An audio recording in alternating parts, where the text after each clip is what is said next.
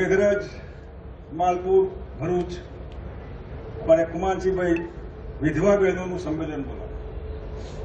એક જ જિલ્લાની 10,000 વિધવા બહેનો, 30 વર્ષની નીચેની, 2 છોકરાની માં, અને નવસારી પીને લઠ્ઠો પીને મરી ગયું.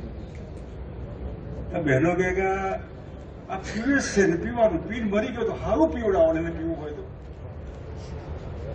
તમે મને સમજાવો કે ગુજરાતમાં કયું ગામ બાકીઓ જ્યાં કોથળીઓ જોવા ન મળતી? અહીં તમે ફોન કરો તો ગાડીઓ, દારૂની ગાડીઓ લાઈનસર બોલો કઈ બ્રાન્ડ લેવી છે, સાચી ખોટી જેવું. એ કૃત્રિમ દારૂબંધી છે. ગાંધીજીના નામે આ બહુ મોટું નાટક છે. આ બહુ મોટું સ્ટન્ટ છે. હું પોતે પીતો નથી, પીવે એનો વિરોધી હોઉં છું. પીવો ભાઈ, ના સમજીને પીવો. મારા એક મિત્ર હતા, પાર્લામેન્ટના મેમ્બર, રાજ્યસભાના બામણ. એમને કોઈએ કીધું કે તમારા દીકરાઓ પીવા ઉપર ચડી ગયા છે. HM પટેલ પીતા, અમારું મકરંદ દેસાઈ પીતું. પીવો, પીવાની પદ્ધતિ હોય. પીવું એક આ કઈ તમે દારૂડિયા થવા નથી પીતા. હું CM હતો ત્યારે આની પરવાનગી માટે કાગળ આપતો ફોર્મ ભરવા. એમાં એવું છાપેલું દારૂડિયાનું નામ, દારૂડિયાના પિતાનું નામ. મેં કીધું દારૂડિયો નથી આ, એ પરમિશન માગે છે દારૂ પીવાની. તો મોરારજીભાઈ વખત ચાલ્યું આવ્યા. આપણે આમાં શું થાય, આવું નહીં થાય. દારૂ એ પરમિશન માગે, એનો અર્થ એને પીવું છે. ડોક્ટરે કીધું તમે પીવો તો તમારે તબિયત સારી રજા હોય. એવા ઠેકાણે આ દારૂબંધી કાઢી નાખો. અને વૈજ્ઞાનિક પદ્ધતિએ, હું તો અહીં હું દરબારનો દીકરો છું, મને કહીએ આ શું હોય એ ખબર ના હોય, એવું ના હોય. આનો ટેસ્ટ અમારા બાપુજી આવડા હોય ત્યાંથી ટેસ્ટ કરવા, એટલે પીવો કે ના પીવો. એટલે ખબર પડી. જેમ આ એ પાર્લામેન્ટના મેમ્બરે હાજે ટેબલ ઉપર પોતાના છોકરાઓ જયારે જમવા બેસે ત્યારે આવી બાટલી આ મૂકી કાઢે. છોકરા પડી ગયા કે આ પપ્પા હું લઈ આવ્યા.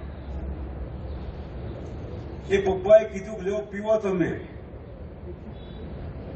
હું તમારા માટે લાવ્યો છું. મારા ખાનગીમાં છાને મને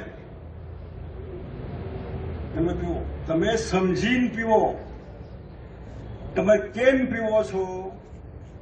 જો જરૂરી હોય તો મારી હાજરીમાં પીવો, તમે હું કામે મારો. સમજીને પીવો.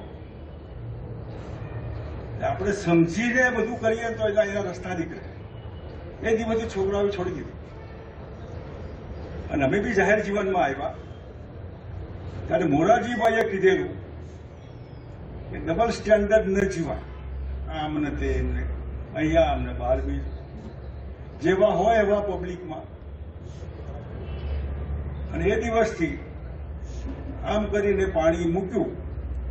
બિયરે નહીં, અહીં નહીં, અમેરિકાએ નહીં. અમેરિકા મારે કહી દે કે આ તો પીધા થયું છે, ખાનગીદારે કહી દીધું. પણ છતાં મળે છે બધે, અને ખોટું પીને મળી જાય છે.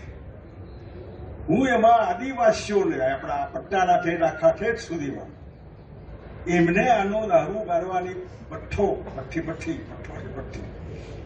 એ બનાવવાનું સરકાર પરમિશન આપે, સરકાર લોન આપે.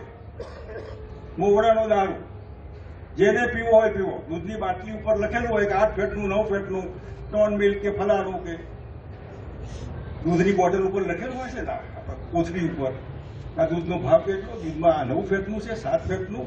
એવી રીતે આના ઉપર લખેલું કે આટલા % આલ્કોહોલ છે ને મોવડાનો દારૂ છે. સરકાર એના પર સિક્કો મારે, ટેબલ પર મૂકી નાખો જેને પીવો હોય. આ પીન તોફાન કરવા માટે ન હોય. મુંબઈમાં ખુલ્લું છે, મુંબઈ જાય સીધા પીઠામાં જાય છે ઉતરીને કે ચાલો પીવા જા. દિલ્હી, મધ્યમાં રાજસ્થાન, સીધા ઉતરીને જયપુર ઉતરો તો સીધા પીઠામાં જઈએ આપણે ચાલો છૂટી છે પી આવો બે ઘડી.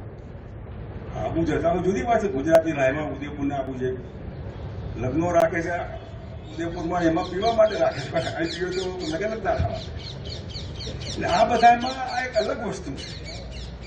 એના ઉપર પૂરા કાયદા કાનૂન જે હોય તમે કરો, તો બેફામ થાય ન ચાલે. એની પત્ની ફરિયાદ કરે તો એને અંદર કરો, પરંતુ આના જે રૂપિયા, કરોડો રૂપિયા, એમાંથી હું તમારા દીકરાને ઠેઠ આ દીકરીને પોસ્ટ ગ્રેજ્યુએટ સુધી ભણો, તમે મફત ભણો, તમારી બિલ સરકારની ફી હું આપીશ, ગુજરાત સરકાર ફી આપશે. અત્યારે તમે પ્રાઇવેટમાં ભણવા જાઓ તો નથી બેઠો. હું કોલેજ ચલાવું છું એન્જિનિયરિંગ, તો ઘણા વિદ્યાર્થીઓ વચ્ચે ઉઠી જાય નથી બેઠો.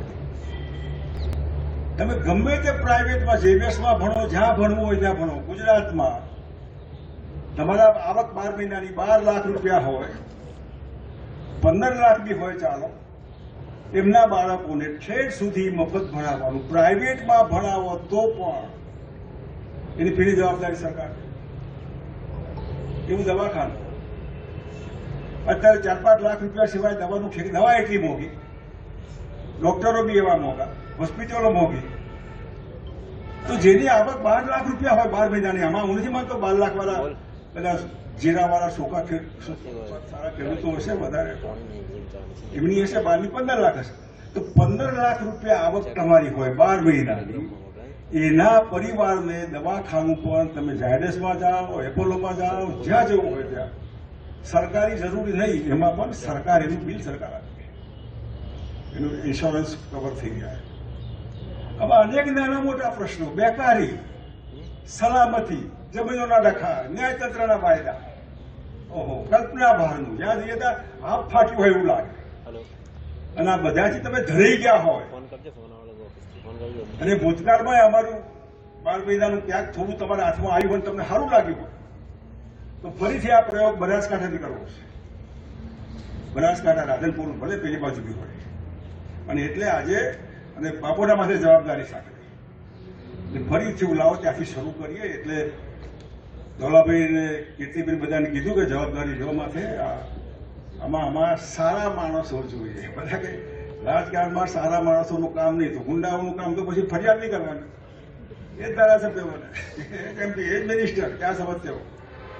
હવે સારા માણસોએ ભાગવું નહીં જોઈએ. સારા માણસો એ નિષ્ક્રિયતા, એ ખોટા લોકોને આપણે આગળ થવા દઈએ છીએ.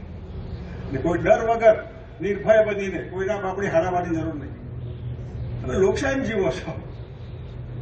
તમે આજે તમે તમારા માલિક છો.